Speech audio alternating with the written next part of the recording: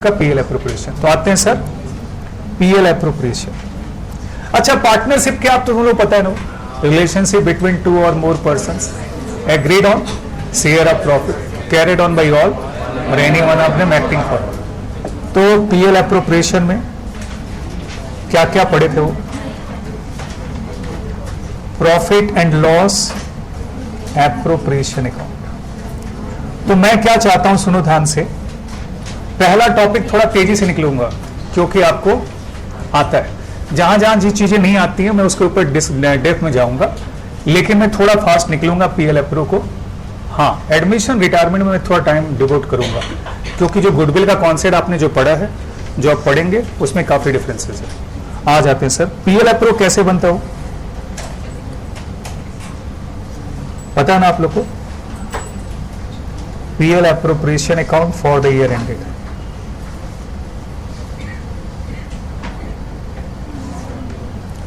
दिसंबर 2018। PL appropriation क्या दिखाता हो? Distribution of profit. PL appropriation क्या दिखाता हो? डिस्ट्रीब्यूशन। एप्रोप्रिएशन का मतलब क्या होता है?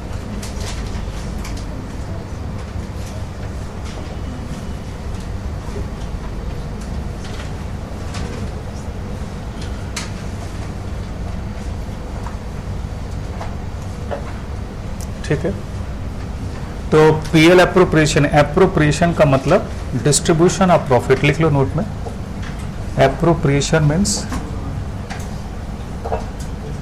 डिस्ट्रीब्यूशन और डिसबर्समेंट ऑफ प्रॉफिट। प्रॉफिट का बंटवारा, इसको हम लोग बोलते हैं प्रॉफिट एंड लॉस एप्रोप्रिएशन। हाँ हाँ, क्या क्या लिखते हैं? By net profit transferred from profit and loss account, by net profit transferred from where? Profit and loss account। और क्या चार्ज करते थे वो? To interest on capital. क्या इंटरेस्ट ऑन कैपिटल क्या चीज है? Appropriation of profit. कौन बोला चार्ज? एप्रोप्रिएशन। अच्छा, चार्ज एप्रोप्रिएशन समझे ना? चार्ज मतलब करना ही है, यानी जो पीएल में चार्ज करते हैं। एप्रोप्रिएशन का मतलब जो प्रॉफिट हो गया उसका बंटवारा। अब सपोज करो कि मेरे दो पार्टनर, एक आयुष है,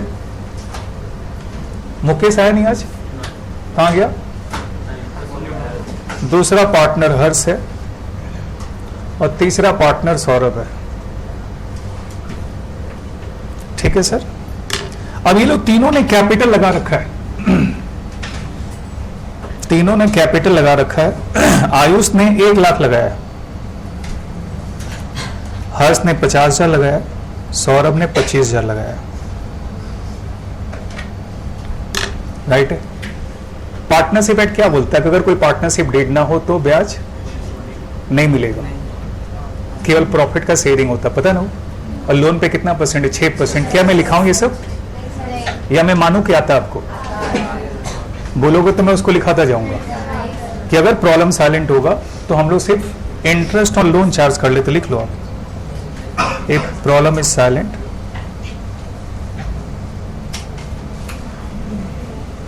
as per partnership act only interest on loan at the rate of 6% per annum. और क्या था? पीएसआर क्या होगा? इक्वल होगा, बाकी कुछ भी नहीं होगा, यानी इंटरेस्ट ऑन कैपिटल को हम प्रोवाइड नहीं करेंगे। ठीक है सर। अगर मान लो ड्यूरिंग द ईयर 90,000 का प्रॉफिट हो गया, अब बताओ इनका कंट्रीब्यूशन कितना कितना था वो? 1 लाख का, 50,000 का, 25,000 का। अगर कुछ नहीं दिया तो किस रेशियो में बटेगा? इक्वली बटेगा, यानी ए को 30 मिलेगा, हर्ष को कितना मिलेगा? 30, और सौरभ को भी कितना मिलेगा? 30 ही मिलेगा। मिलेगा सर? इसका मतलब ये क्या लग रहा है कि आपको 1 लाख आयुष लगाया, 30 मिला, हर्ष 50 लगाया तो कितना मिला? 30, और ये परचेस में 30 कमाया। आयुष तुमको जलन होगा कि नहीं होगा? हकीकत अंदर में कुछ कुछ होता रहता है, होगा ना। और देखो ये सौरभ 25,000 में 30,000 कमा लिया, सोचो 100% से ज्यादा का अर्निंग्स हो गया। और आयुष बेचारा 1 लाख रुपए लगाया, उसको कितना मिला? 30,000 लगा मिला। क्या ये जाती है कि नहीं? तो क्या आयुष इस पार्टनरशिप को कैरी करेगा? ज्यादा दिन तक कैरी करना मुश्किल हो जाएगा। यानी अंदर गुस्सा होकर बैठा था अगला कौन? आयुष। आयुष गुस्सा होकर बैठा था। गुस्सा मतलब दुखी होकर के बैठा था। क्या कर सकता? कुछ कर भी नहीं सकता। इस बात को सौरभ समझ गया था। सौरभ जाके बोला कि एक काम करते हैं हम लोग, इस पे इंटरेस्ट ऑन कैपिटल का एक क्लॉज डाल देते हैं। और इसने बोला interest on capital 10% per annum से मिलेगा। तो उससे क्या होगा बताओ तो? उससे फायदा होगा कि आयुष को कितना मिलेगा और इसको कितना मिलेगा। तो इससे क्या फायदा होगा? इसको कम से कम सेल्फ सेटिस्फेक्शन होगा कि इन लोगों के मुकाबले हमको पैसा ज्यादा मिला है क्योंकि मैंने कैपिटल ज्यादा इन्वेस्ट किया है। यानी टोटल कितना हो गया देखो तो 17,500। ब्याज कितना था? सॉरी, नेट प्रॉफिट कितना था? 90,000। 17,500 मिल गया। एकदम क्लियर। इसके बाद क्या हुआ कि अब सौरभ नाराज हो गया। जानते हो सौरभ क्यों नाराज हो गया? सौरभ इसलिए नाराज हुआ कि बोला कि हम जितना सारा सेल होता है, सारा सेल हम ही करता है। अगर हम ना रहे तो दुकान बंद हो जाएगा। तो इसने बोला कि भैया तुम अपने कैपिटल पे अगर ब्याज ले लेता है तो हमको भी क्या मिलना चाहिए? सेल करने पर कमीशन मिलना चाहिए। क्लियर हुआ?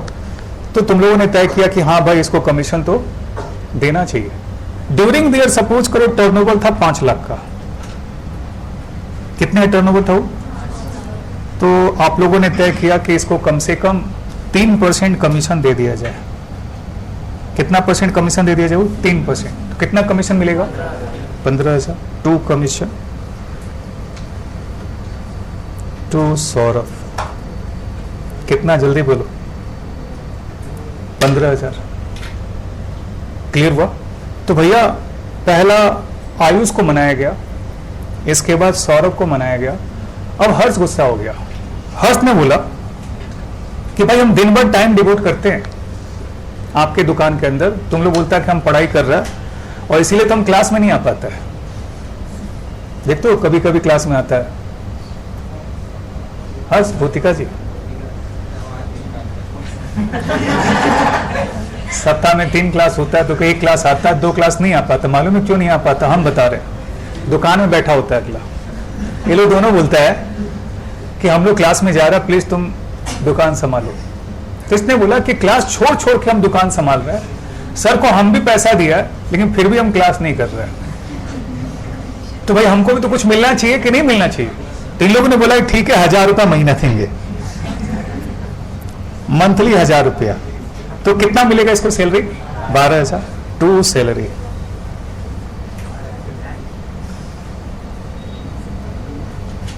क्या ये क्लियर हो गया? क्या सभी लोग सेटिस्फाइड हो गए? आयुष भी सेटिस्फाइड हो गया, उसको ब्याज मिल गया। हर्ष भी सेटिस्फाइड हो गया, उसको क्या मिल गया? वो ब्याज के हिसाब। हर्ष को क्या मिल गया? सैलरी मिल गया। और सौरभ को कमीशन मिल गया। इसका मतलब सबकी इज्जत हुई, हुनर का इज्जत हुआ।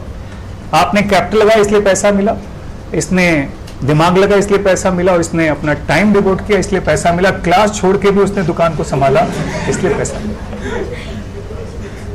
ठीक है। इसके बाद बैलेंस ऑफ प्रॉफिट को क्या करते? इक्वली बांट देते हो। बांटो तो to share of profit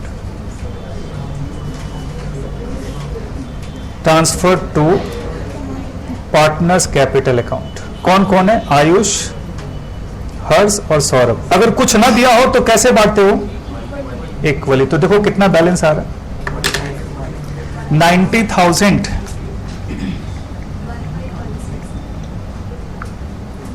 90,000 minus 17,500 minus 15,000 minus 12,000 45,500 आ रहा क्या? वो डिवाइड बाई 3 करो तो हाँ 15,167 15,167 और इसका 15,166, ये हो जाएगा प्रॉफिट का बंटवारा। क्लियर हुआ सर आप लोग को? समझ में आया? लेकिन स्पेसिफिक चीज देखो, पहले तीनों कितना कितना मिल रहा था? 30,000। अभी दो तो कितना मिल रहा है? आयुष को 10 प्लस 15,167 कितना मिलेगा? 25,167। यानी आयुष को मिलने जा रहा है 25,167। हर्ष को देखो तो कितना मिला? 5,000 और 12,000, 17,000, 17 और 15, हर्ष को 33,167। सौरभ को देखो तो 2,500 प्लस 15,000 कितना हो गया? 17,500। 17,500 और 15,000 बताओ तो। 17,500 और 15,166। 15,000 इधर में। अच्छा ये हर्ष का कितना? 5,000 था ना? हाँ ये कितना हो? 15 30,166 और कहां था पैसा? तो कितना हुआ टोटल? 667। यही मिल रहा है क्या सर? सुनो ध्यान से, ये बताओ पहले तीनों कितना मिल रहा था, अब कितना मिल रहा है? आयुष को 25,167, हर्ष को 33,167 और सौरभ को कितना? 32,667। ये बताओ गुस्सा कौन हुआ था? तो सौरभ पूछेगा इससे, और लोगे नहीं समझेगा? ये सोचा था कि हमको अगर ब्याज मिल जाएगा तो मेरा काम हो जाएगा, उल्टा पड़ गया इसके ऊपर। ये गया था ज्यादा कमाने के चक्कर में, लेकिन कमाई क्या हो गया इसका? कम हो गया। लेकिन फायदा इसका क्या है कि तीनों के पास इस बात की तसल्ली है कि अगर मैंने कैपिटल दिया तो ब्याज मिला, अगर मैं भी टाइम डिवोट करूंगा क्लास छोड़ के हर्ष की तरह तो मेरे को भी सैलरी मिल जाएगा। अगर मैं सौरभ का पार्टी हथिया लूं और मैं सेल करने लग जाऊं तो मुझे भी कमीशन मिल सकता है। इसका मतलब काम करेंगे तो पैसा हमको मिलेगा। तो ऐसे केस में पार्टनरशिप लंबा चलेगा। और अगर कुछ ना बोले और अंदर अंदर कुड़ते रहे तो फिर ये पार्टनरशिप बंद होने में बहुत ज्यादा देरी नहीं है। चीजें क्लियर है ना? इसीलिए इसको बोलते हैं हम लोग क्या, जल्दी बोलो, एप्रोप्रिएशन ऑफ प्रॉफिट। यानी प्रॉफिट बांटने का तरीका पार्टनर्स के बीच में, ताकि पार्टनरशिप फर्म काफी दिनों तक चलता रहे। यानी जिसके पास जो हुनर है उसका उसको बेनिफिट मिलना चाहिए। इसी को बोलते हैं एप्रोप्रिएशन। क्लियर है? एक कॉन्सेप्ट और था, कौन सा? Interest on drawings. लिखो बाय इंटरेस्ट ऑन ड्राइंग। तो जानते हो इंटरेस्ट ऑन ड्राइंग्स भी क्या है? एप्रोप्रिएशन ऑफ प्रॉफिट ही है। इंटरेस्ट ड्राइंग क्या है? ये भी एप्रोप्रिएशन ऑफ प्रॉफिट है। कारण क्या है एप्रोप्रिएशन ऑफ प्रॉफिट का? मैं जो समझाता हूं इस तरह से, ये मान लो कि पार्टनरशिप फॉर्म है। सपोज करो पार्टनरशिप फॉर्म इंसान है, ठीक है। आयुष को बहुत गुमान था कि हमने कैपिटल ज्यादा लगा रखा है तो हम ड्राइंग भी क्या करेंगे, जम के करेंगे। तो आयुष ने ड्राइंग किया 20,000 रुपए का। कितना ड्राइंग किया बोलो?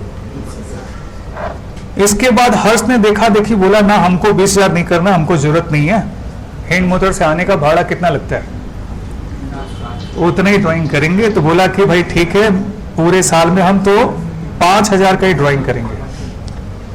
सौरभ बोला मेरा तो भाड़ा भी नहीं लगना, हम तो बगल में मलिक फाटक में रहता है, पैदल ही आ जाता है, तो क्या जरूरत है ज्यादा ड्राइंग करने का। इसने बोला हम 2,000 ही निकालेगा। ये कितना निकाला बोलो? ये कितना निकाला? 5। ये कितना निकाला? 2। अब तो कॉन्सेप्ट क्या मैं आपको जो समझाना चाहता हूं, आप ये रियलाइजेशंस भी करें कि भाई पार्टनरशिप फॉर्म अलग है, पार्टनर क्या अलग है। तो जब आप कैपिटल लगाते हो तो पार्टनरशिप फर्म आपको क्या करता है, ब्याज देता है। अब जब तुम पार्टनरशिप फर्म से पैसा निकाल रहे हो तो ये देखो, ये 2 जन जो है, 2 जन मतलब कौन कौन? एक तरफ बैठ गया कौन? सौरभ। और दूसरी तरफ बैठा कौन है? तीसरा पार्टी बताओ, हर्ष। ये दोनों ने इसका कान भरना शुरू किया। कौन कौन? सौरभ ने और हर्ष ने। ये बोला कि देख, तेरे को जब कैपिटल देता है तो हम लोग उससे ब्याज लेता है ना, चार्ज कर लेता है। तो जब हम तेरे से ड्राइंग कर रहे हैं तो तुम क्यों नहीं ब्याज मांगता है? ये बोलने की बात है, समझ में आ रहा है ना आप लोग को? अच्छी फैक्ट है कि नहीं? समझ में आ रहा है? अगर सौरभ जब कैपिटल लगाता है तो ब्याज मांग लेता है, तो ये पार्टनरशिप फर्म को बोल रहा है, सौरभ सिखा रहा है कि भाई तुमसे हम लोग जब ब्याज ले लेता है तो तेरे को भी तो हमसे ब्याज ले लेना चाहिए, तो जल्दी से तू भी ब्याज चार्ज कर ले। तो इसने बोला कि ठीक है, डन, 10% ब्याज कैलकुलेट करेंगे। कितना परसेंट बोलो? आपको पता होगा कि ड्राइंग जो कैलकुलेट होता है वो हाफ ऑफ द पीरियड का ब्याज चार्ज करते, कारण क्या उसके पीछे देख लो, बात नहीं। ये जो 20,000 का ड्राइंग एक दिन में किया होगा कि धीरे धीरे किया होगा? एक दिन में करे दुकान ही बंद हो जाएगा। अगर सारा पैसा निकालो तो दुकान बढ़ जाएगा ना। तो 20,000 एक दिन में नहीं निकाला होगा, पूरे साल में 365 दिन में निकाला होगा। ये 5,000 भी एक दिन में नहीं निकाला होगा, पूरे साल में। और ये 2,000 भी एक दिन में नहीं, इसलिए हम लोग हाफ ऑफ द पीरियड करते हैं, ऑन एन एवरेज ले लेते हैं। मान लो पहला दिन 50 रुपया निकाला हो तो 300 उसके बाद का दिन, रिमेनिंग दिन का। अगर 1 तारीख को निकाला तो उसके बाद के दिन का। अगर 2 फरवरी को निकाला तो 2 फरवरी से बाद के दिन का हम लोग क्या करते हैं, काउंट करते और उतने दिन का ब्याज का कैलकुलेशन हम लोग करते हैं। बात नहीं करो सौरभ सरावगी, आगे आओ, तुम बैठो इधर, बीच में बैठो, इधर आओ, तुम बैठ के खाली बात करते, इधर आओ। कौशल, क्या नाम है तुम्हारा? कौशल ही तो? हाँ सर, आप ही से बोल रहे, इधर आ जाओ, यहां बैठो, तुम यहां बैठे हो तो इसको पकड़ लेगा, चलो इधर आओ। 20,000, अब बताओ 20,000 पे 10% कितना होता है बोलो?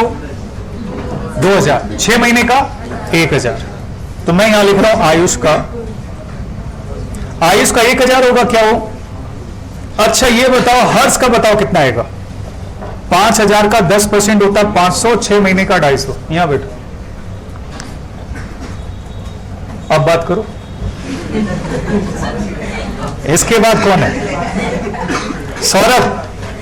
2,000 का 10%, 2,000 का 10% 200 रुपया होता है, 6 महीने का 100 रुपया। बोलो कितना हुआ?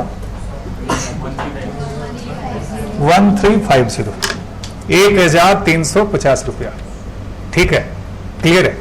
अब देखो इस 1,350 के आने से हमारा प्रॉफिट क्या और बढ़ जाएगा? कितना बढ़ जाएगा? 1,350 से। इसका मतलब तीनों के नाम पे कितना बढ़ने वाला? 450, 450, 450। मैं आपको इसी को समझाने के लिए चीज समझा रहा था, इसके पीछे थॉट प्रोसेस क्या है वो देखो एक बार। अच्छा देखो महक, पहले इन लोगों को ब्याज ये मिलता था, सॉरी प्रॉफिट। अब प्रॉफिट का हिस्सा कितना बढ़ गया? 450, 450। ये बताओ आयुष ने ब्याज कितना दिया और मिल कितना रहा? यानी कितना डूब गया? 550। आयुष का 550 उसके जेब से निकल गया।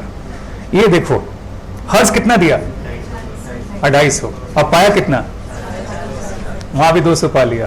सौरभ देखो कितना दिया, पाया कितना? इसीलिए लोग दोनों मिलकर कान भर रहा था, नहीं समझे? सौरभ और हर्ष दोनों पार्टनरशिप फर्म को सिखा रहा था कि तू भी ब्याज चार्ज कर ले, हम लोग भी तो तेरे से ब्याज चार्ज करता था। लेकिन एक्चुअल में अंदर ही अंदर वो फर्म के बारे में नहीं सोच रहा था, वो आयुष के बारे में सोच रहा था, कम से उसके जेब से पैसा निकले और हम लोग ले ले। तो क्या एप्रोप्रिएशन हुआ कि नहीं हुआ? थॉट प्रोसेस क्या देखो, एप्रोप्रिएशन का अगर थॉट प्रोसेस देखो तो पार्टनरशिप फर्म लंबे पीरियड के लिए कैसे चलेगा? वो तभी चलेगा जब किसी का किसी भी तरीके से इंटरेस्ट लॉस्ट ना हो। अगर ये ड्राइंग पे ब्याज का क्लोज लगा देंगे तो इस बार ये देखा कि मेरे को ब्याज देना पड़ा 1,000 रुपया, मिला 450। इस बात का दुख नहीं है, दुख इस बात का है कि ये ब्याज सौरभ 100 दिया और ले लिया कितना? 450। ज्यादा तकलीफ का बात है। अगली बार से ये भी ड्राइंग क्या करेगा? कम करेगा, क्योंकि ब्याज जब चार्ज करोगे तो ड्राइंग का जो अमाउंट होगा आपका कम होगा। जितना ड्राइंग का अमाउंट कम होगा उतना पार्टनरशिप फर्म के हेल्थ के लिए अच्छा होगा। अगर तुम लोग आपस में कंपटीशन लड़ा लो कि हम ड्राइंग करेगा तो हम ड्राइंग करेगा, समझ में आएगी आपको? हाँ सर, अच्छा अच्छा अच्छा अच्छा, तो हम चलते हैं। कौन बोलेगा? फर्म बोलेगा। हाँ हाँ, यानी कि तुम भी पैसा निकाल लोगे, सौरभ भी पैसा निकाल लेगा, हर्ष भी पैसा निकाल लेगा, तो फर्म कैसे रहेगा? फर्म तो आपके बूते पे है। आपने सारा पैसा निकाले तो फर्म के पास क्या हो गया? 0। इसीलिए बोलेगा फर्म बोलेगा हम तो चलते। यही पॉइंट से चीज समझ आ रहा है ना आपको? इसका मतलब ये क्या चीज है बोलो? एप्रोप्रिएशन ऑफ प्रॉफिट है। तो इसका मतलब पार्टनरशिप फर्म का सेपरेट एंटिटी और बाकी ऑनर्स का सेपरेट एंटिटी अकाउंट्स में करते हैं हम लोग, उस तरह से ट्रीट करेंगे, राइट। तो ये चार्ज नहीं है, क्या चीज है वो, एप्रोप्रिएशन ऑफ प्रॉफिट। एकदम क्लियर है। तो ये आपको आता है मेनली, मैंने आपको फिर से वापस क्लियर कर दिया, समझ में आ रहा है ना। हाँ सर, अब आइए नेक्स्ट पॉइंट पे। अब बताओ कि जो इंटरेस्ट ऑन ड्राइंग का कैलकुलेशन करते हैं कैसे करते हैं, लेकिन ये इंटरेस्ट ऑन ड्राइंग का कैलकुलेशन समझाने के पहले हम आपको ड्राइंग के बारे में बताएंगे। तो लिखो आप लोग, there are two types of drawings.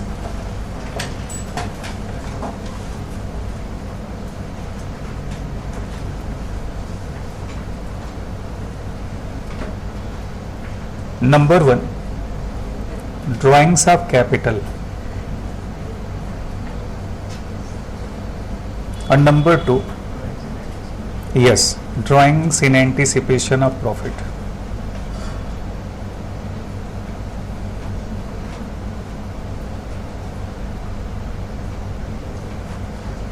Drawings in anticipation of profit, ठीक है ना। वो ड्राइंग्स ऑफ कैपिटल का मतलब कि जैसे आयुष ने 1 लाख का कैपिटल लगाया था और उसको लगता है कि बिजनेस के साइज के हिसाब से ज्यादा है, तो चाहे तो विड्रॉ कर सकता है। तो इस केस में जानते हो एंट्री क्या होगा, Ayush capital account debit to bank.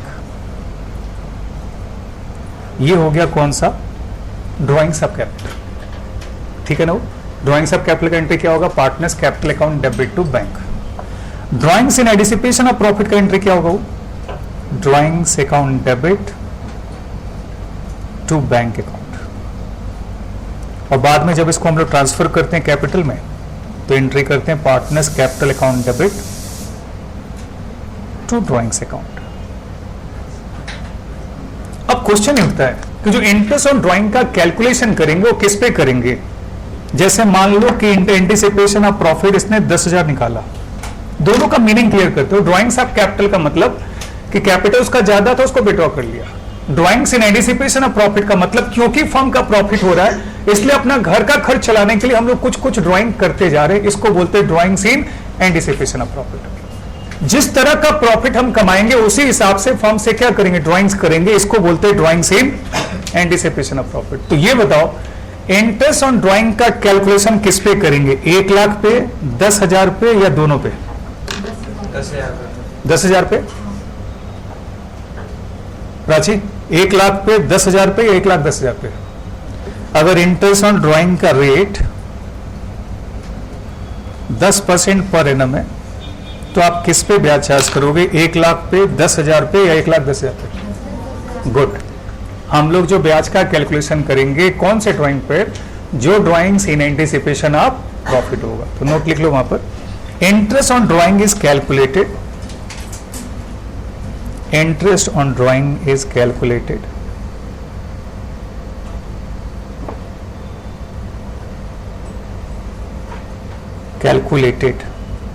only on drawings made in anticipation of profit. Drawings made in anticipation of profit, यानी कि ड्राइंग्स ऑफ कैपिटल पे हम ब्याज का कैलकुलेशन नहीं करते। सर क्यों? क्योंकि अगर कैपिटल का बैलेंस कम होगा तो इंटरेस्ट ऑन कैपिटल अपने आप कम हो जाएगा। क्लियर है? यानी इस कैपिटल के विड्रॉल का इफेक्ट किस पे पड़ेगा, वो इंटरेस्ट ऑन कैपिटल पे। तो इसका मतलब ध्यान ये रखना कि हम लोग कौन से ड्राइंग पे ब्याज कैलकुलेट करते हैं, उस ड्राइंग पे जो इन एंटिसिपेशन ऑफ प्रॉफिट होगा, जो रेगुलर ड्राइंग्स होता रहता है। क्लियर है? अच्छा सर, नेक्स्ट पॉइंट।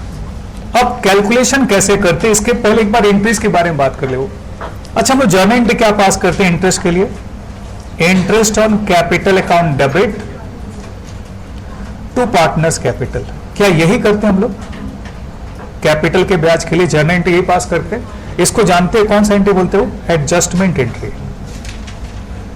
कौन सा एंट्री बोलते हो, एडजस्टमेंट एंट्री। और फिर इस इंटरेस्ट ऑन कैपिटल को हम कहां क्लोज करते हैं, पीएल एप्रो में। तो PL appropriation account debit to interest on capital account, ये कहलाता है क्लोजिंग एंट्री। कौन सा एंट्री, जल्दी बोलो, क्लोजिंग एंट्री याद रखना। ये एडजस्टमेंट एंट्री है, और ये कौन सा वो क्लोजिंग एंट्री है। सिमिलर टू दैट बाकी भी क्लियर है ना। वो सैलरी का एंट्री क्या पास किए थे, सैलरी अकाउंट डेबिट, किसको सैलरी दिए थे, हर्ष को, salary to Harsh account debit to Harsh capital. ये कौन सा एंट्री है, एडजस्टमेंट एंट्री। और जब पीएल एप्रो में डालते हैं तो क्या लिखते हैं, PL appropriation account debit to salary to Harsh account. ये कौन सा एंट्री है, क्लोजिंग एंट्री है। This is which entry, closing, क्योंकि पीएल एप्रोप्रिएशन साल के अंत में बनाते हैं, that is for the year ended. इसका मतलब जितना नॉमिनल अकाउंट है उसका हम क्लोजर करते हैं। PL appropriation account debit to salary to Harsh, salary to Harsh account debit to Harsh capital. Similar to that commission का भी वो सेम ट्रीटमेंट अब नहीं लिखने जा रहे, commission to Saurabh account debit to Saurabh capital, वो एडजस्टमेंट एंट्री हो गया। क्लोजिंग एंट्री क्या होगा, वो PL appropriation account debit to commission to Saurabh account. अच्छा, इंटरेस्ट ऑन ड्राइंग के लिए क्या एंट्री होगा बोलो, इंटरेस्ट ऑन ड्राइंग क्या हो गया, फॉर्म के लिए इनकम हो गया, यानी क्रेडिट करेगा। डेबिट किसको करेगा, पार्टनर को। तो आयुष कैपिटल अकाउंट डेबिट, और कौन था, हर्ष कैपिटल अकाउंट डेबिट, और Saurabh capital account debit to interest on drawings account. कितना कितना ब्याज निकाले थे यार, एक का 1000 निकाले थे, दूसरे का कितना निकाले थे, 250, 100, 1350। और हम क्लोज करेंगे तो एंट्री क्या करेंगे, interest on drawing account debit to PL appro.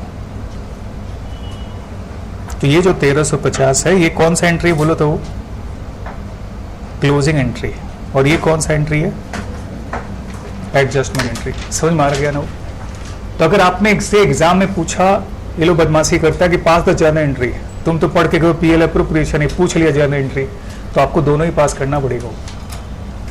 PL appro वाला जो क्लोजिंग एंट्री है, एडजस्टमेंट। कभी कभी ये लोग पूछे एडजस्टमेंट एंट्री पास कर दो, तुम क्या करो, एडजस्टमेंट एंट्री क्लोजिंग एंट्री दोनों जाके पास कराओगे, नहीं, आपको समझना पड़ेगा कौन सा एडजस्टमेंट एंट्री और कौन सा क्लोजिंग एंट्री है। क्लियर हो गया ना वो। चलिए सर, हम लोग ड्राइंग्स पे बात कर रहे थे, तो कैलकुलेशन कैसे करते हैं, calculation of interest on drawing, इस पे काफी क्वेश्चंस बनते हैं। वो जो सबसे पहला, अगर ड्राइंग्स हम लोग कर रहे हैं और कुछ भी मेंशन नहीं है, तो हम लोग बोलेंगे ड्राइंग्स क्या ड्यूरिंग द ईयर की है अगला, राइट। तो लिखो नोट में number 1, when drawings made during the year, when drawings made during the year नहीं बोल रहा मैं, ड्यूरिंग द पीरियड बोल रहा हूं। When drawings made during the period, तो बताओ कितने दिन का ब्याज चार्ज करेंगे, बोलो sir. Interest on drawing shall be calculated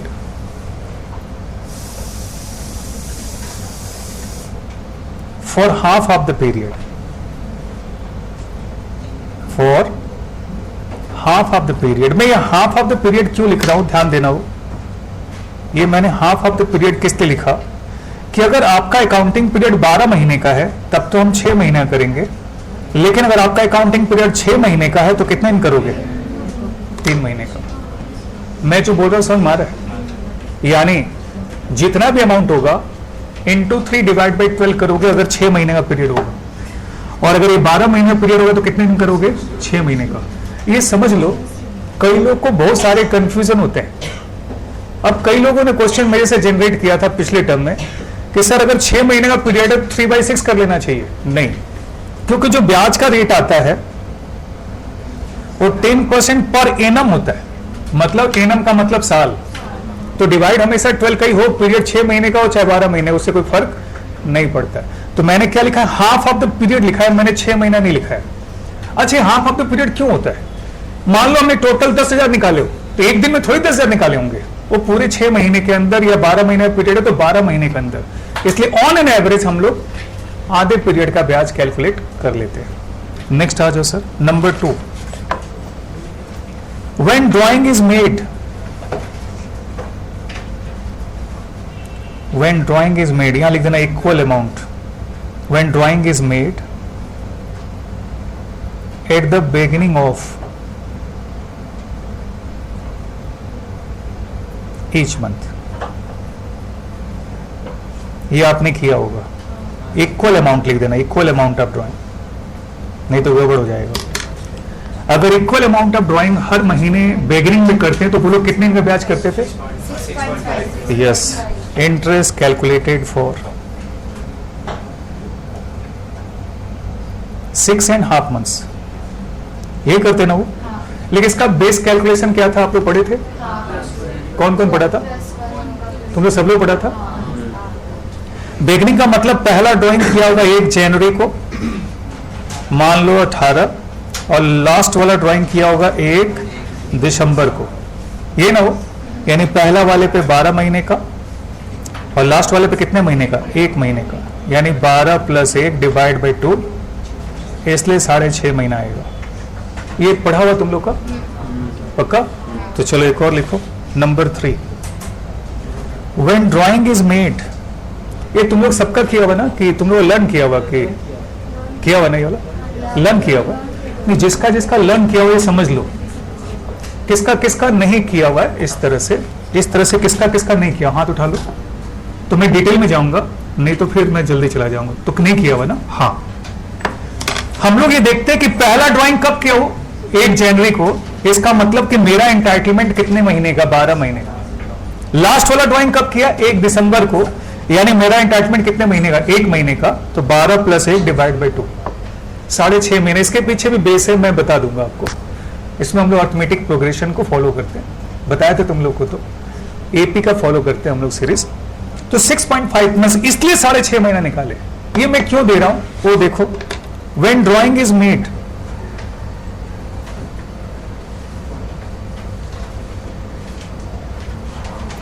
at the beginning of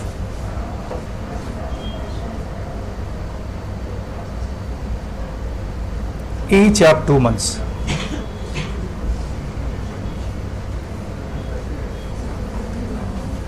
अब जिसका, अब इसके लिए तो कोई फॉर्मूला नहीं है तुम्हारे पास में। End of each month, beginning of each month और मिडिल ऑफ ईच मंथ, ये तो पता है। बिगिनिंग ऑफ ईच मंथ के लिए 6.5 महीना, एंड ऑफ ईच मंथ के लिए 5.5 महीना, मिडिल ऑफ ईच मंथ के लिए 6 महीना। अब इसके लिए तुम लोग नहीं पढ़ा, कॉन्सेप्ट ध्यान रखिएगा तो क्लियर होगा। बताओ पहला ड्राइंग कब किया होगा? 1 जनवरी 2018 को, मतलब कितने महीने का? 12 महीने। ईच ऑफ 2 मंथ्स बोला ना बिगिनिंग, इसका मतलब लास्ट वाला ड्राइंग सोचो कब किया होगा? 1 नवंबर को, नहीं, यानी नवंबर से दिसंबर कितना हो गया? 2 महीना। आप क्या करो, नहीं 1 मिनट, सबका क्लियर होने दो। अंजलि, आपको करना क्या है कि आप ये देखो कि पहला ड्राइंग कब हुआ? 1 जनवरी को, और अंतिम ड्राइंग कब हुआ होगा? ये बोलता हर 2 महीने पर पहली तारीख को, यानी जनवरी फरवरी, तो जनवरी 1 को निकाल लिए। फिर दूसरा कब आएगा? मार्च अप्रैल, 1 मार्च को निकाल लिए। फिर नेक्स्ट वन है मई जून, तो 1 मई को निकाल लिए। जुलाई अगस्त 1 जुलाई को निकाल लिए। सितंबर अक्टूबर 1 सितंबर को निकाल लिए। नवंबर दिसंबर 1 नवंबर को निकाल लिए। तो सबसे लास्ट वाला ड्राइंग देख लो कितने तारीख होगा। तो यहां से ब्याज कितना दिन लगेगा? 2 महीना। यहां से ब्याज 12, तो 12 + 2 डिवाइड बाई 2, यानी कितना मंथ्स हो गया? 7 मंथ्स। तो हम 7 मंथ्स का ब्याज का कैलकुलेशन करते हैं, ठीक है। यानी इस केस में हम कितने दिन का ब्याज कैलकुलेट करेंगे? 7 मंथ्स। और भी थोड़ा सा कर लो, ठीक है। इसका लॉजिक मैं थोड़ी देर में क्लियर कर दूंगा। आ जाओ सर, नेक्स्ट एक और लिखो। When drawing is made, when drawing is made at the beginning of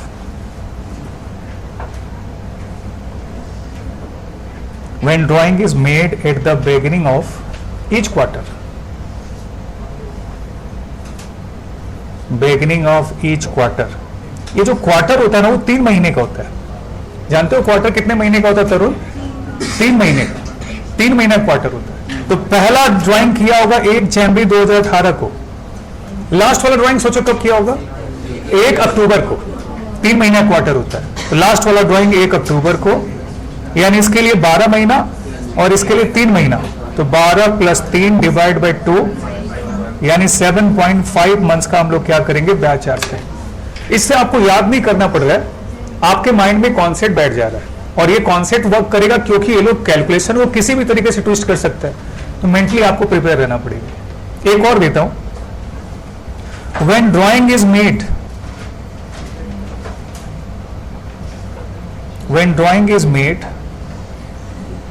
at the end of, at the end of each of 2 months, यानी कि हर 2 महीने पे ड्राइंग कर रहा है लेकिन एंड पे, यानी पहला ड्राइंग कब किया होगा, लास्ट 28 फरवरी को, है ना वो। अच्छा, लास्ट वाला ड्राइंग कब किया होगा, 31 दिसंबर को किया होगा। तो 28 फरवरी से कितना महीना बचा, 10 महीना, और इसमें कितना बचेगा, 0। 10 + 0 डिवाइड बाई 2 यानी कितना महीना, 5 मंथ्स। इससे क्या फायदा हुआ कि कोई भी कैलकुलेशन आप कर पाओगे। ठीक है, एक और मैं देता हूं, when drawing is made at the beginning of each week, हर सप्ताह के पहली तारीख को ड्राइंग कर लेता है। इसका मतलब एक साल में 52 वीक्स होता है। इसका मतलब कि जो पहला वाला ड्राइंग होगा वो होगा 1 जनवरी 2018 को, यानी पूरे 52 वीक्स का ब्याज कैलकुलेट करेगा। और जो लास्ट वाला ड्राइंग होगा वो लास्ट 24 तारीख को, 24 दिसंबर किया होगा, तो इसके ऊपर कितने वीक का, 1 वीक का, तो यानी 52 + 1 डिवाइड बाई 2 यानी 26.5 वीक्स का ब्याज कैलकुलेट करेगा। यानी कि इस केस में ईयर में कन्वर्ट करने के लिए 52 का डिवाइड करना पड़ेगा। चीज समझ में आ गया। अब जैसे मिडिल ऑफ ईच मंथ का एक तो करा देते ताकि तुम्हारा किया हुआ समझ में आ जाएगा। When drawing is made, when drawing is made at the, Anjali समझ में आ रहा है तुमको, when drawing is made at the middle of each month, middle of each month, तो तुमको ये पता है कि इसमें 6 महीना होता है ना, उसका कारण जान लो तो फिर आपका परमानेंट मेमोरी रहेगा। हाँ, तो पहला वाला ड्राइंग कब किया होगा वो, 15 जनवरी 2018 को, मतलब 11.5 महीने का, राइट ना। लास्ट वाला ड्राइंग किया होगा 15 दिसंबर को, इसका मतलब आधे महीने का, तो 11.5 + 0.5 डिवाइड बाई 2 यानी कितना महीने का, 6 महीने का ब्याज का कैलकुलेशन करेगा। ये लॉजिक है कैलकुलेशन का। अब इसका भी लॉजिक पूछोगे तो मैं आपको फिर अभी क्लियर करूंगा। फिर से ये देखो, मिडिल ऑफ ईच मंथ यानी कि जनवरी के मिडिल यानी 15 तारीख को निकाले होंगे, तो 15 को ड्राइंग करेंगे 11.5 महीने, और लास्ट वाला ड्राइंग पक्का किए होंगे दिसंबर के आधे में, 15 दिसंबर किए होंगे तो आधे महीने का कर लिए, तो 11.5 + 0.5 डिवाइड बाई 2 कितना हो गया, 6 महीना। एक और तुम लोग जो करता है जनरली, लिखो number 8, when drawing is made, when drawing is made at the end of each month, ये तुम लोग करता है, तो इसमें तुम लोग करता था 5.5 महीने का, है ना। वो ब्याज कितने निकालते, 5.5 महीने। लॉजिक पकड़ लो, पहला वाला ड्राइंग किए होंगे एंड मतलब कि 31 जनवरी 2018 को, यानी 11 महीने का मिलेगा। लास्ट वाला ड्राइंग किए होंगे 31 दिसंबर को, यानी कि 0 मिला होगा। 11 + 0 डिवाइड बाई 2 यानी कितना हो गया, 5.5 महीने का ब्याज कैलकुलेट कर। ये लॉजिक ध्यान रहेगा तो कुछ भी निकाल लोगे ना, कुछ भी, हम कुछ भी पूछ सकते हैं। At the end of each of 6 month, eight the beginning of each of 6 month, तो वैसे भी निकालना पड़ेगा, कर लोगे। Beginning of each of 6 month होगा, इसका तो पहला वाला ड्राइंग पे 12 महीने का और दूसरा वाला ड्राइंग पे 6 महीने का, 12 और 6 कितना, 18 यानी डिवाइड बाई 2 यानी कितने महीने का, 9 मंथ्स का। अब मैं कुछ भी दे दूं, जो मूड में आ गया वही दे दूं, बिगिनिंग ऑफ 4 मंथ कर दो, तो कुछ भी करो, कैलकुलेशन आपके हाथ में होगा तो आप कैसे भी कैलकुलेट कर लोगे। अब वो क्या पूछेगा सी इंस्टीट्यूट हमको थोड़ी मालूम है, तो सेटल फॉर्म में मत रहो, उसके हिसाब से आप अपने आप को चेंज करते जाओगे। क्लियर हो गया क्या? क्या मैं इसका कैलकुलेशन का बेस दूं या आप समझ गए? इससे काम चल जा रहा है। तुम लोग बोलेगा तो फिर वो अर्थमेटिक प्रोग्रेशन से प्रूफ करके दिखा देंगे इसको। क्लियर हो गया? अच्छा, जितना कम से कम हो, चलो बढ़िया। तो आपको इंटरेस्ट और ड्राइंग का कैलकुलेशन समझ में आ गया? चलो सर, तो इंटरेस्ट ऑन ड्राइंग कैसे कैलकुलेट करते हैं आपको ये पता है। अच्छा ये बताओ, next part sir, interest on loan क्या है? आज लड़ाई मोल लेता हूं, उसके बाद बोलूंगा to be continued. Interest on loan क्या है? हम लोग ट्रीट करते थे चार्ज अगेंस्ट प्रॉफिट और नेट प्रॉफिट से इसको लेस कर देते। सी इंस्टीट्यूट जानते हो क्या करता है? एप्रोप्रिएशन ऑफ प्रॉफिट ट्रीट करता है। ये पंगा मेरे को लेना था आज ही, लेकिन बात अगले दिन करेंगे। लिख लो, इंटरेस्ट ऑन लोन हम लोग जनरली क्या ट्रीट करते हैं? Charge against profit. अच्छा ये बताओ, इंटरेस्ट लोन कौन सा बताना तो हमको थोड़ा, कौन सा लोन पे? ये फर्म है, ये पार्टनर है। फर्म ने पार्टनर को दिया, पार्टनर ने फर्म को दिया, फर्म ने आउटसाइडर को दिया, आउटसाइडर ने फर्म को दिया। तो ये जो 6% का रेट है, सपोज करो कि अगर फर्म ने पार्टनर को लोन दिया और ब्याज का रेट नहीं दिया तो कितना ब्याज चार्ज करोगे तरुण? 6%। और अगर पार्टनर ने लोन दिया फर्म को और ब्याज का रेट नहीं दिया तो इस पे नहीं लगेगा, तो ब्याज लोगी नहीं। जैसे मैं आउटसाइडर हूं और इन लोगों के फर्म को पैसा दिया, मैंने लोन दिया और ब्याज का रेट मेंशन नहीं है, तो ये लोग हमको ब्याज नहीं देगा। कितना परसेंट पता नहीं।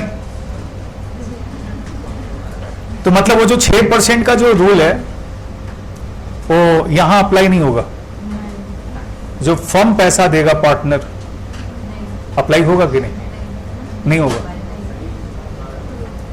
मुकुल, ये जो 6% पर एनम का रूल है किसके लिए एप्लीकेबल होगा? फर्म पार्टनर को देगा, पार्टनर फर्म को देगा, और फर्म आउटसाइडर को देगा, आउटसाइडर फर्म को देगा। किसके लिए लागू होगा? अगर रेट ऑफ इंटरेस्ट किसी में मेंशन नहीं है, पार्टनर फर्म को, और फर्म जो पार्टनर को दे रहा हो मेंशन तो नहीं किया, ब्याज का रेट नहीं मेंशन किया। मतलब मैंने इसको लोन दिया, आयुष को और क्या नाम है, सौरभ का, और किसका पार्टनरशिप था? हर्ष का। तीनों का पार्टनरशिप था, मैंने लोन दिया और ब्याज का रेट मेंशन नहीं है, तो मेरे को कितना ब्याज देगा ये लोग? 6%। हर्ष तुम बोलो, कंफ्यूज हो रहा है? चलो आ जाओ, ये जो सेक्शन 13D है लिख लो, ये लिख लो। कंफ्यूजन होता है इसलिए मैंने डाला जानबूझ के, क्योंकि आपके एग्जाम में क्वेश्चन ये लोग कंफ्यूज करता है। तो लिखो आप, interest on loan section 13D is only applicable for, is only applicable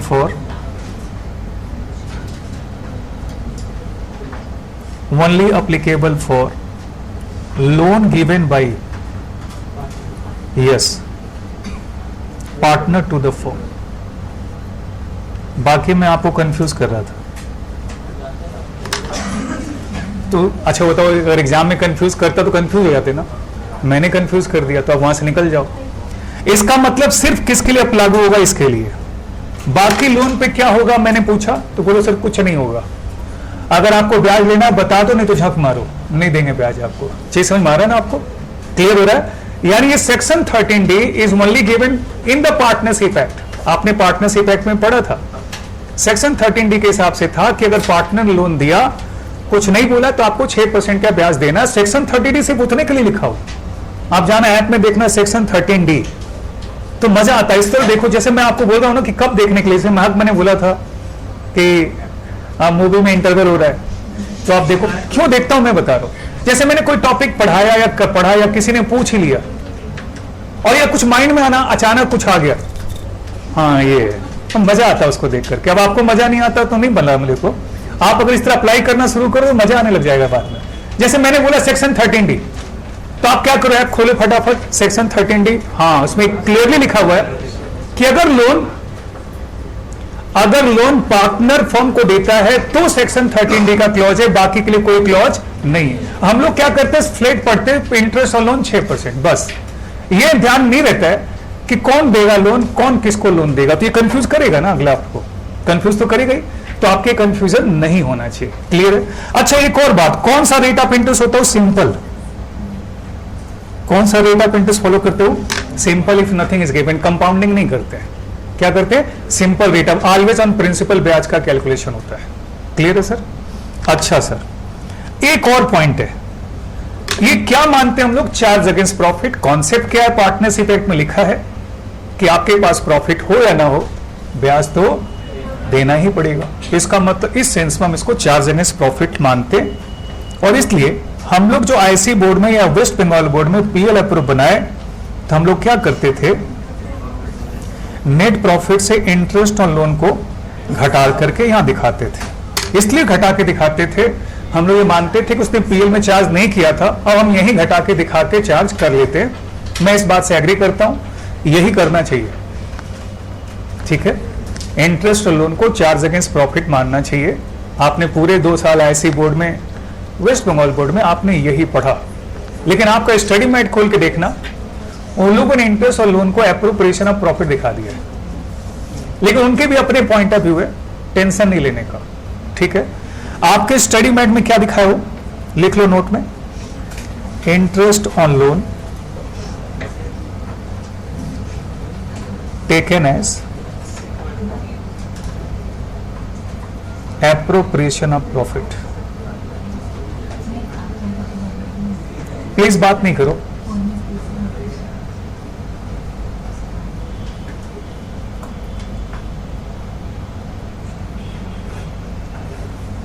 CA institute ने अपने स्टडी मैट में इसको एप्रोप्रिएशन ऑफ प्रॉफिट के रूप में ट्रीट किया है।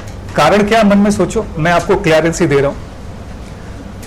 पार्टनरशिप एक्ट भी पढ़ोगे तो उसमें क्या लिखा हुआ है, आप अकाउंट्स भी पढ़ो तो उसके अंदर क्या लिखा हुआ है, any amount payable to partner is treated as an appropriation of profit. Any amount payable to partner is treated as an appropriation of profit. तो क्या ये ब्याज किसको हम दे रहे हैं? पार्टनर को ही दे रहे हैं, यानी प्रॉफिट होगा तभी देंगे। अगर आप जब पार्टनरशिप एक्ट मैंने जब आपको लास्ट में पढ़ा, तो हमने कहा कि जब फर्म का डिसोल्यूशन होगा तो पहला प्रेफरेंस किसको मिल रहा है?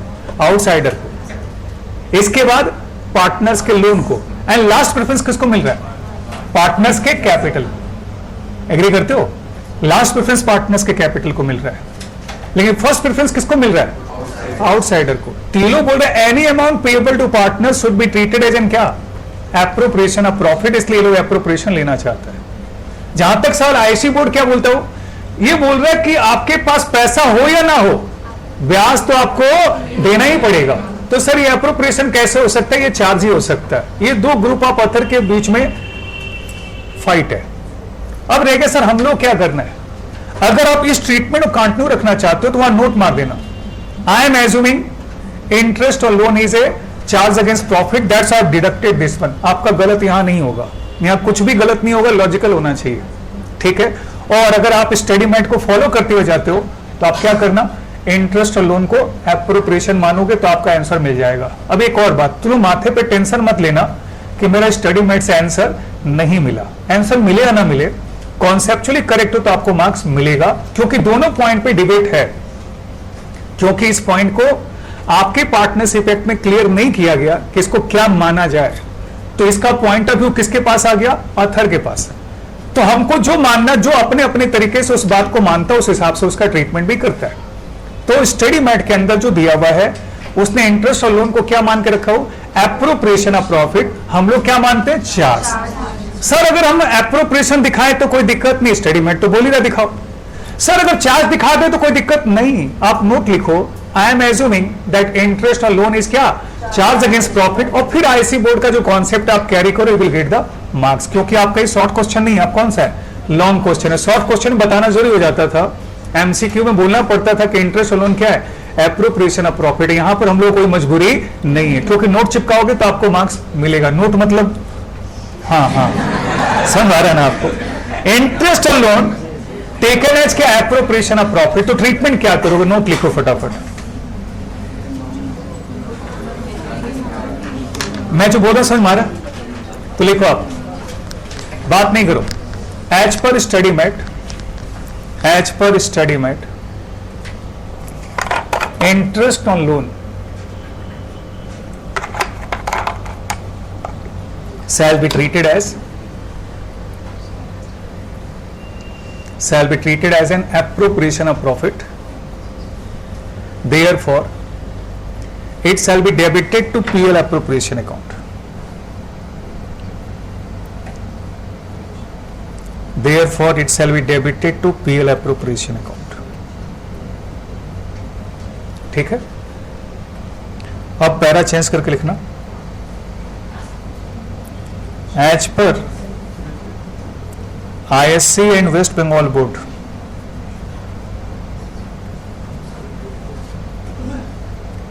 be used to take interest on loan as charge against profit.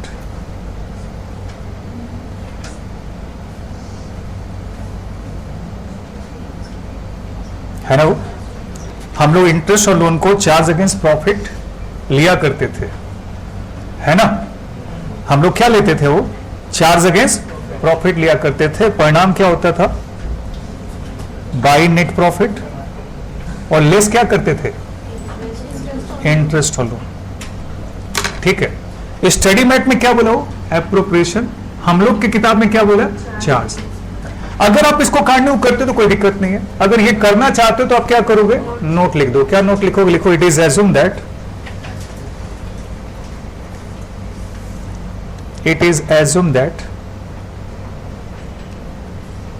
Interest on loan is charge against profit. अगर चार्ज अगेंस्ट प्रॉफिट मानते हो तो फिर आपका ये ट्रीटमेंट क्या बिल्कुल करेक्ट है। सर आप बोलो स्टडी मेट में दियो, ये लकीर का फकीर नहीं है। सी इंस्टीट्यूट लकीर का फकीर नहीं, फ्लेक्सिबल है। हम लोगों के पास जो है, जिसके पास भी कॉपी आता है चेक करने के लिए, उसके पास सॉल्यूशन भी आता है, और हर क्वेश्चन का 2-2 नहीं 4-4 5-5 सॉल्यूशन रहता है। सीए फाइनल में तो पूरा क्वेश्चन ही आपके मानसिक रूप से कैसे सोचते हो उस पर निर्भर करता है, तो उसमें फ्लेक्सिबिलिटी बहुत रहता है। 4-4 5-5 सॉल्यूशन आता है और वो पांचों सॉल्यूशन करेक्ट माना जाता है। पॉइंट ऑफ व्यू क्या वहां देखना पड़ता है। तो आपने यहां पर अपना पॉइंट ऑफ व्यू रख लिया, महक क्या महक रखा आपने कि हम चार्ज अगेंस्ट प्रॉफिट मान रहे, तो आप जो पुराना चीज है उसको कंटिन्यू कर सकते हो, और अदरवाइज इसको क्या मान रहे लोग, एप्रोप्रिएशन ऑफ प्रॉफिट। दोनों ही सही है। जब ये लिखना तो ये नोट तुम मार देना, उसके बाद कैरी कर लेना। क्लियर है, इंटरेस्ट और लोन को लेकर के यही है। अगर कोई पूछे कि हम लोगों से कि क्या, तो हम लोग तो वही मान के चल रहे हैं। क्या मान के चल रहे हैं, इंटरेस्ट और loan is treated as charge against profit. Clear हो गया, तो ये इंटरेस्ट और लोन का ट्रीटमेंट है। तो हम लोग पीएल अप्रूव का सारा आइटम ऑलमोस्ट हम लोग डिस्कस कर चुके।